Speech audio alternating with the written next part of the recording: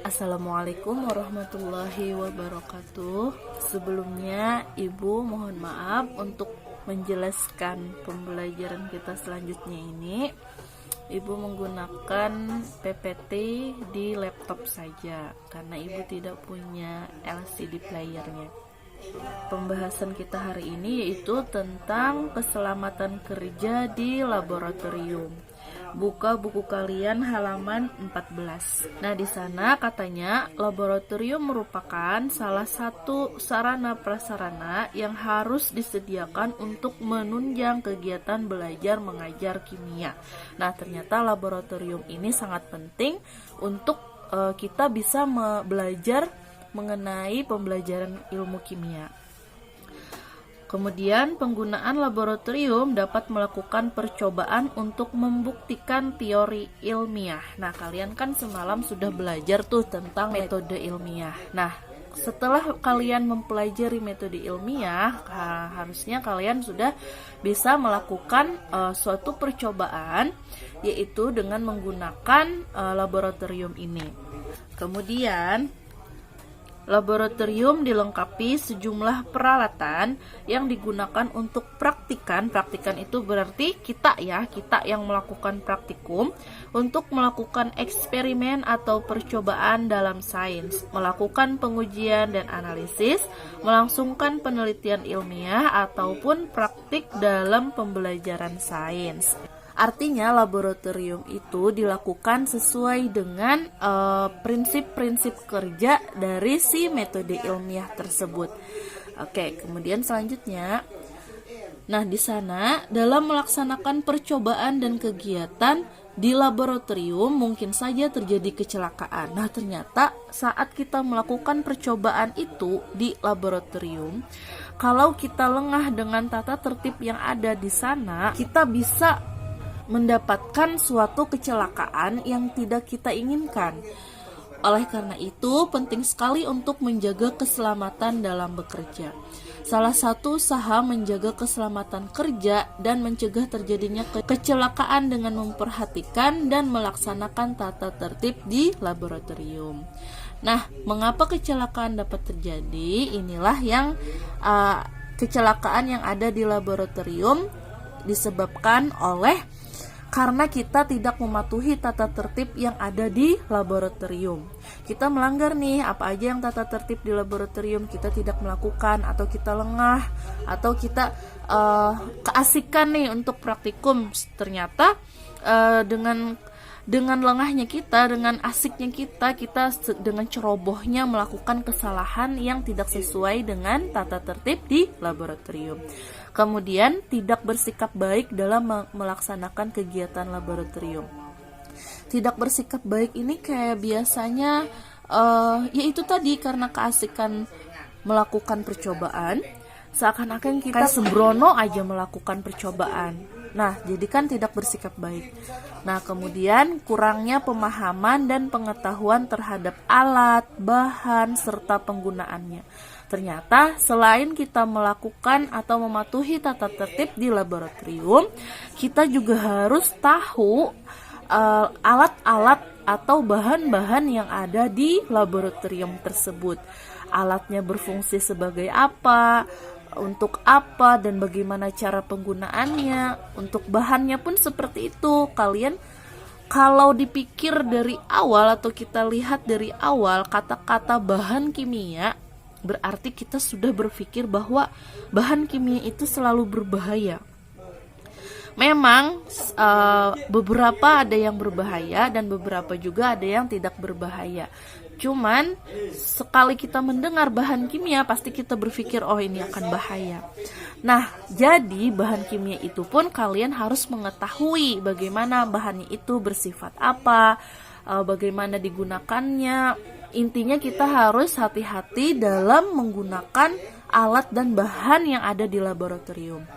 Kemudian kurangnya penjelasan dari guru atau tenaga laboratorium. Nah, tidak hanya si praktikannya aja yang melakukan kesalahan. Ternyata dari si guru atau tenaga laboratoriumnya juga pun bisa lengah untuk menjelaskan bagaimana tata tertib di laboratorium, sehingga si praktikan ini pun kurang mengetahui dan memahami dari tata tertib laboratorium tersebut. Tata tertib laboratorium itu tergantung dari masing-masing laboratorium, oke. Kalian bisa nanti cari sendiri tata tertib laboratorium itu apa saja. Kemudian tidak menggunakan alat pelindung. Nah, ternyata kita juga harus menggunakan alat pelindung yang sesuai dengan peraturan yang ada di laboratorium. Kalau tidak menggunakan alat pelindung, itu akan mengakibatkan kecelakaan yang akan terjadi saat kita melakukan praktikum. Kemudian, keselamatan kerja dalam laboratorium mencakup penyimpanan, pemakaian, dan perawatan alat atau bahan laboratorium, serta langkah pertolongan atau penanggulangan kecelakaan. Laboratorium yang baik selalu dilengkapi dengan penyimpanan alat atau bahan sesuai sifat atau jenis alat bahan tersebut. Nah, biasanya dalam laboratorium itu ada beberapa lemari penyimpanan untuk dipakainya sebuah alat ataupun beberapa alat untuk menyimpan beberapa alat atau menyimpan beberapa bahan-bahan kimia. Jadi sesuai dengan namanya, sesuai dengan nama alat-alat tersebut atau nama dari bahan-bahan itu, tidak bercampur, sehingga kita bisa langsung mencari di mana alat-alat atau bahan-bahan itu diletakkan. Kemudian di sini ada beberapa prinsip keselamatan kerja. Nah, yang pertama, ini prinsip keselamatan kerja sangat penting untuk kita melakukan praktikum. Yang pertama, mengikuti petunjuk atau aturan-aturan yang berlaku di dalam laboratorium. Kedua, mengetahui dan memahami bahan-bahan kimia dan peralatan yang digunakan dalam melakukan kegiatan di laboratorium. Yang ketiga, memahami prosedur kerja praktikum. Nah, ternyata kita juga harus mengetahui prosedur kerja praktikum. Biasanya prosedur kerja praktikum ini dikasih tahu atau diberitahu oleh si guru atau tenaga di laboratorium saat melakukan praktikum. Kemudian menggunakan peralatan secara hati-hati. Nah, karena mungkin kalian sudah ada yang tahu alat-alat ataupun bahan-bahan yang ada di dalam laboratorium. Alat-alat atau bahan-bahan yang ada di laboratorium itu biasanya kan tempatnya itu terbuat dari kaca. Jadi karena dia terbuat dari kaca, jadi seakan-akan alat tersebut harus hati-hati kita gunakan, karena tersenggol sedikit, bisa saja dia pecah. Dan biasanya tempat laboratorium itu pun dibuatnya sedemikian rupa, yaitu pakai beton, semen, nggak ada yang pakai kayu. Mungkin laboratoriumnya, ruangannya pakai kayu, enggak kan?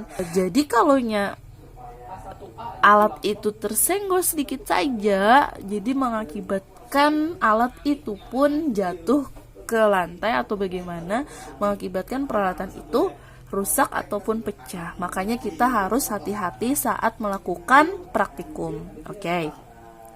Kemudian selalu menggunakan perlengkapan pelindung tubuh untuk keamanan saat kerja di laboratorium. Nah, kita juga harus mematuhi aturan ini. Selalu melakukan perlengkapan pelindung tubuh untuk keamanan ya.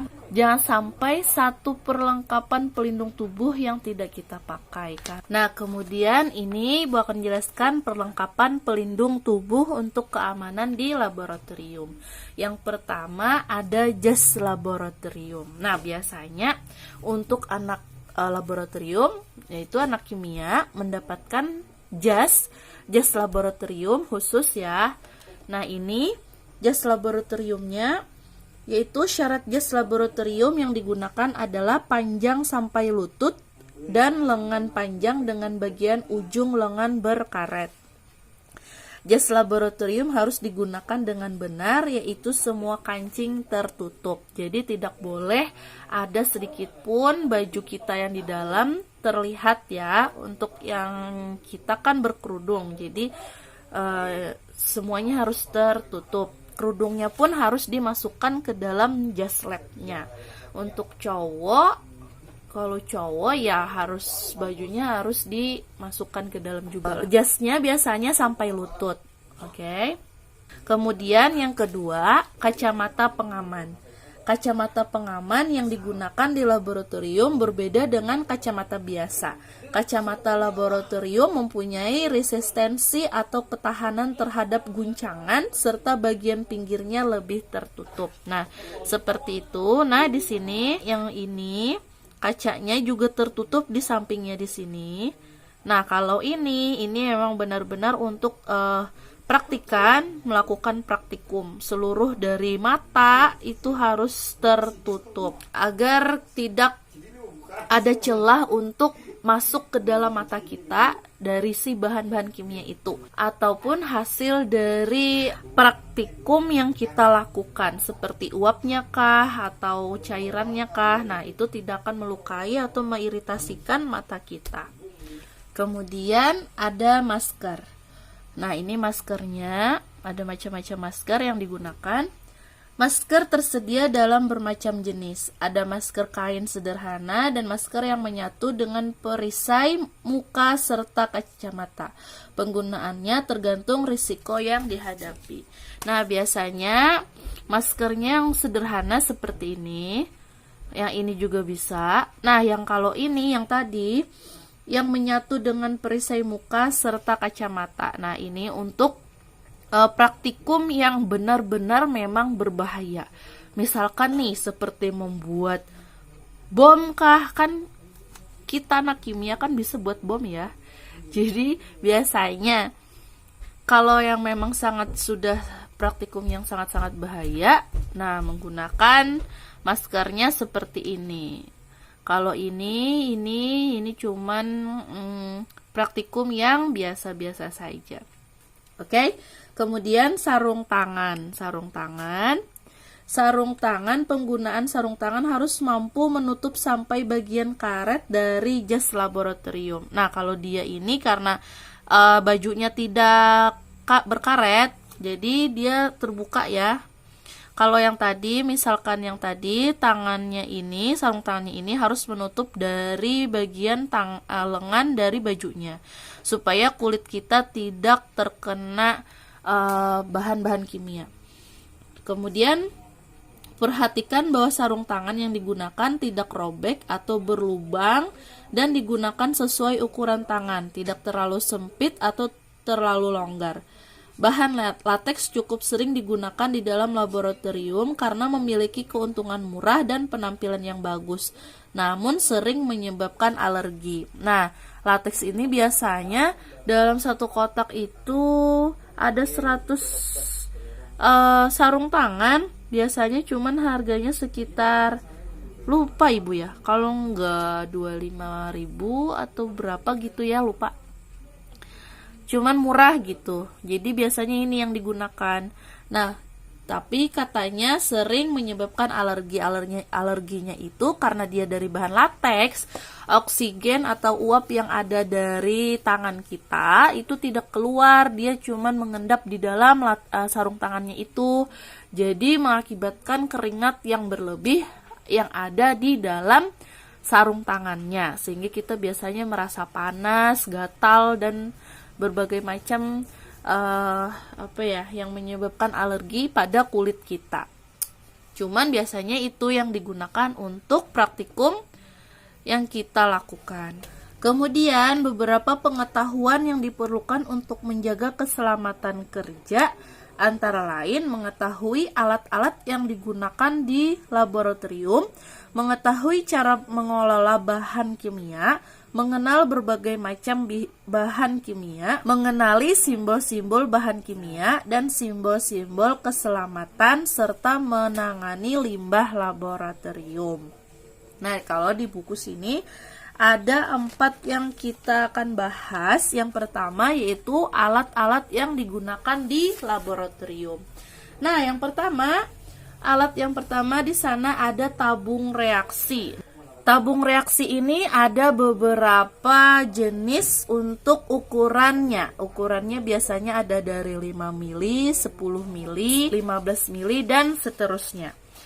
Tabung reaksi ini digunakan sebagai tempat mereaksikan zat atau larutan. Nah, dia berguna untuk tempat mereaksikan zat atau larutan. Berarti tempat untuk mencampurkan dari beberapa bahan kimia yang dimasukkan ke dalam si tabung reaksi. Kemudian yang kedua di sana Ibu kasih tempatnya corong dulu ya. Oke, kita bahas yang corong dulu. Corong, nah corongnya seperti itu berbalik ya. Kalau digunakan kita balik ke atas. Jadi yang ini di atas, yang ini di bawah, dimasukkan ke dalam misalkan ke tabung reaksi ataupun ke lain. Oke. Corong digunakan untuk membantu memindahkan cairan dari satu wadah ke wadah lain agar tidak tumpah. Nah, itu untuk corong. Kemudian gelas Erlenmeyer. Nah, Ibu salah tulis di sana. Sana tulisannya harusnya gelas Erlenmeyer, oke? Seperti itu bentuknya, juga ada beberapa jenis ukurannya, dari ukuran yang kecil sampai ukuran yang sangat besar, di mana dia berfungsi sebagai tempat untuk mencampurkan zat larutan. Nah, dia juga sama, hampir sama dengan tabung reaksi, cuman gelas Erlenmeyer ini gelas yang biasanya untuk mencampurkan beberapa zat atau beberapa larutan dari bahan kimia secara volumenya yang banyak gitu, volumenya yang besar. Oke, itu gelas Erlenmeyer. Nah, kemudian ada gelas kimia. Gelas kimia ini digunakan sebagai wadah untuk mengambil cairan dengan volume yang tidak menuntut ketelitian tinggi. Nah, dia adalah gelas kimia. Gelas kimia ini biasanya pun juga ada beberapa jenis ukuran, dari ukuran kecil sampai ukuran besar. Kemudian pipet ukur. Nah, pipet ukurnya pun seperti itu, ada beberapa ya, ada ukurannya juga, ada yang kecil, besar, dan sangat besar lagi. Yang digunakan sebagai alat ukur yang digunakan untuk mengambil larutan. Nah, biasanya untuk mengambil larutan itu menggunakan pipet ukur. Mengambil larutan dari tempat bahan kimianya. Nah, kemudian ada pinset. Pinset ini digunakan sebagai alat untuk memegang atau memindahkan objek yang berukuran kecil. Nah, biasanya pinset ini bahan kimianya itu berupa zat padat atau zat yang seperti butiran gitu juga bisa biasanya, yaitu menggunakan pinset yang paling kecil. Ini tidak digunakan untuk zat larutan. Ini hanya digunakan untuk zat padat yang berukuran kecil ataupun besar. Kemudian ada labu ukur. Labu ukur ini juga ada beberapa bentuk dan ukuran, ada yang sangat kecil sampai sangat besar. Di mana labu ukur ini digunakan untuk pengenceran larutan. Nah, untuk pengenceran larutan biasanya menggunakan si labu ukur. Kalau kalian pernah lihat orang melakukan praktikum, di labu ukur ini biasanya orang yang menggoyang-goyangkan si tempatnya ini atau wadahnya ini untuk mencampur suatu reaksi atau untuk mengencerkan suatu larutan. Ada lampu bunsen. Nah, lampu bunsen ini biasanya juga disebut sebagai spiritus. Nah, dia berguna untuk sebagai alat pemanas. Nah, biasanya di atas sana, nih di atas sini dikasih api, dimana nanti dia akan bergabung dengan si kaki tiga. Di kaki tiga itu nanti ininya ditaruh di bawah sini. Nah, seperti itu untuk memanaskan suatu bahan yang memang harus dipanaskan. Kemudian kaki tiga digunakan sebagai tempat untuk meletakkan objek ketika dipanaskan. Nah, nanti untuk di kaki tiga ini biasanya ada sebuah alat yang ditaruh di atasnya, kemudian dipanaskan oleh si spiritus tadi. Nah, ini dia untuk penyangganya. Kemudian yang terakhir ada buret. Nah, buret ini digunakan untuk titrasi, untuk menitrasi suatu reaksi, yaitu digunakan yaitu menggunakan buret. Nah, ini seperti ini bentuknya. Oke. Ini adalah alat-alat yang digunakan di laboratorium. Sebenarnya alat-alat ini lebih dari 10, bahkan lebih dari 30 alat. Ibu menjelaskan yang ada di buku saja. Oke, kemudian mengelola bahan kimia. Yang pertama, gunakan spatula untuk mengambil bahan kimia yang berbentuk padat. Nah, ternyata jika zat itu padat, kita gunakan spatula untuk mengambil bahan kimianya. Kemudian, bacalah label pada wadah dan pastikan pengambilan bahan kimia sesuai kebutuhan. Nah, jadi kalau yang diminta saat praktikum bahannya adalah misalkan H2SO4, kalian harus mencari label pada bahan kimia itu yang namanya H2SO4 atau asam sulfat. Jangan sampai salah mengambil bahan kimianya karena akan mengakibatkan sesuatu yang tidak kita inginkan terjadi.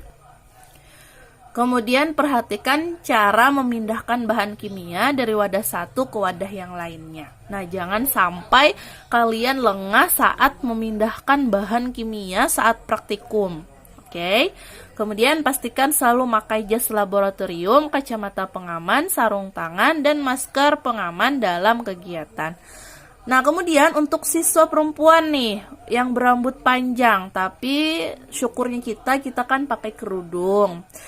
Kalau dia berambut panjang, maka ikat rambut ketika memanaskan zat kimia. Nah, kalau kita yang berkerudung, kata ibu tadi kan, jasnya tadi, kerudungnya itu dimasukkan ke dalam jasnya, jangan sampai dikeluarkan. Oke, sama saja ini seperti ini.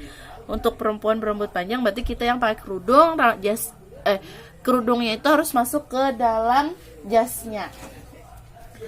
Kemudian jangan membaui secara langsung bahan kimia yang akan digunakan. Nah, jadi kita tidak boleh mencium secara langsung dari si bahan kimia itu.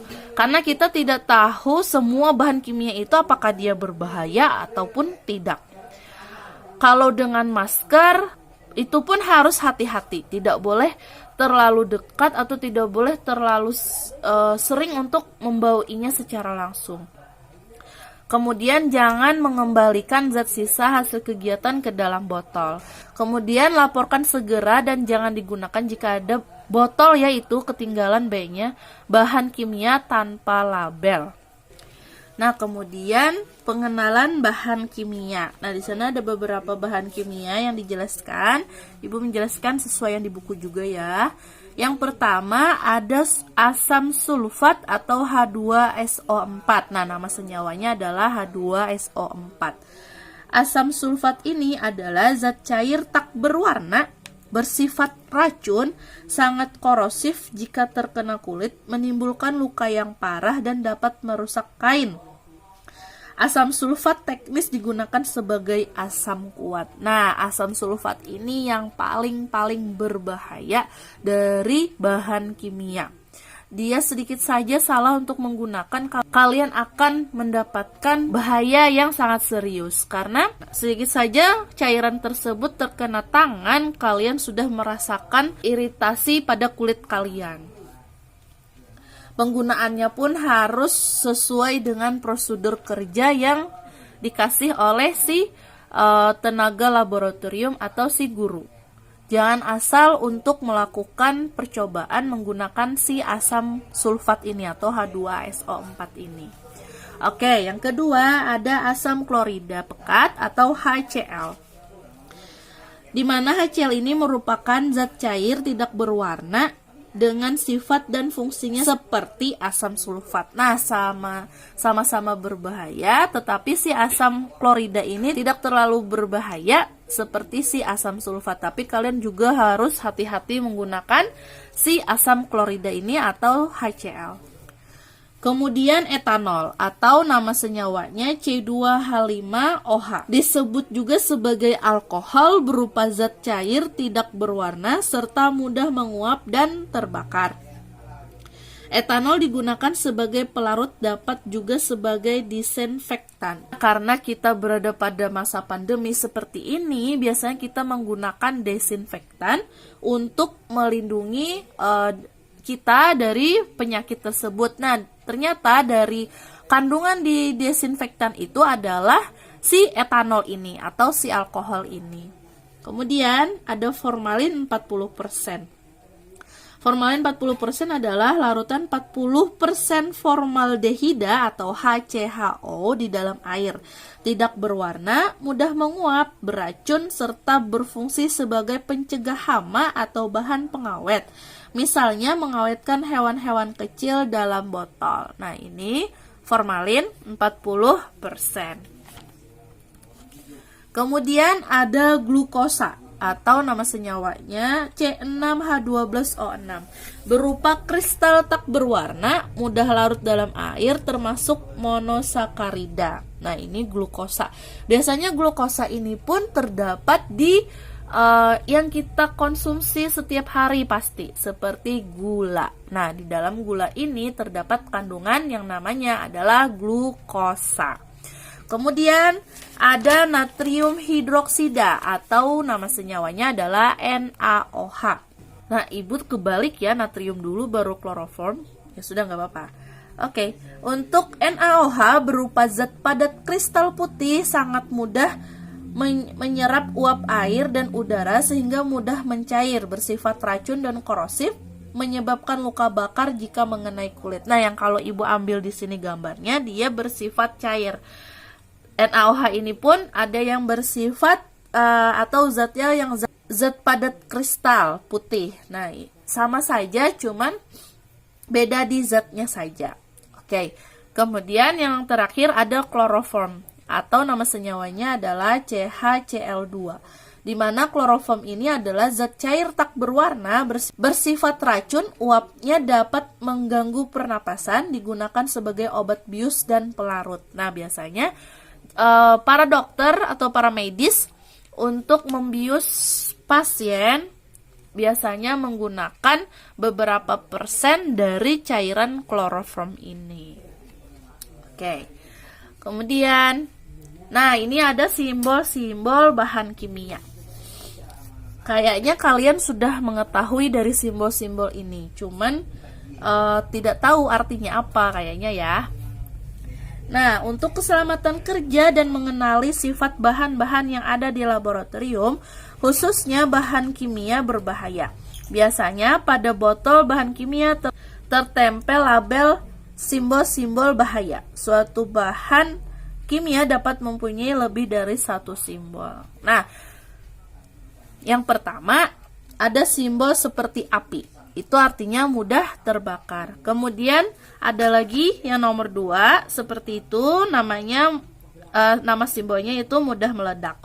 Kemudian adanya menimbulkan karat atau bersifat korosi atau korosif.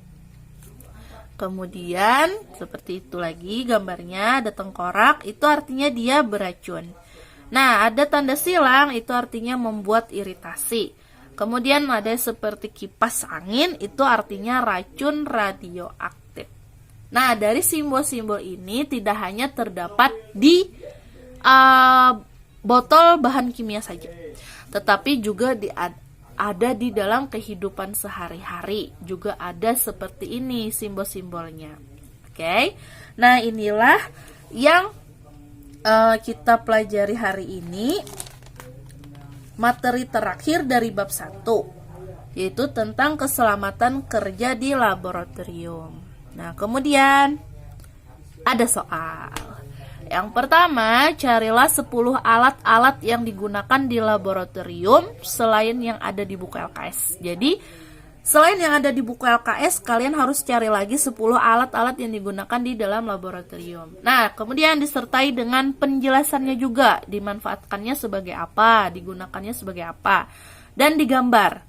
Nah, gambarnya itu boleh digambar sendiri dengan tangan kalian sendiri, atau print out dari internet, cari gambar alatnya di internet, kemudian ditempelkan, bisa juga, atau digambar sendiri. Kalau untuk digambar, kalian harus benar-benar sesuai dengan gambar si alat tersebut. Nah, kemudian yang nomor 2, carilah masing-masing contoh yang terdapat simbol-simbol bahan kimia berbahaya dalam kehidupan sehari-hari. Nah, kata ibu tadi kan, Karena simbolnya itu tidak hanya pada bahan atau botol bahan kimia, juga ada di dalam kehidupan sehari-hari. Kalian harus cari itu. Maksimal 2 contoh saja dari setiap simbol yang ada. Di sini kan ada 6 simbol, berarti dalam satu simbol ada 2 contoh. Berarti ada 12 contoh. Oke. Ini soalnya ya. Ya, sudah habis penjelasan Ibu yang materi terakhir ini. Oke, semoga kalian paham dan mengerti. Semoga ilmu yang kita pelajari hari ini bermanfaat. Salah khilaf mohon maaf. Assalamualaikum warahmatullahi wabarakatuh.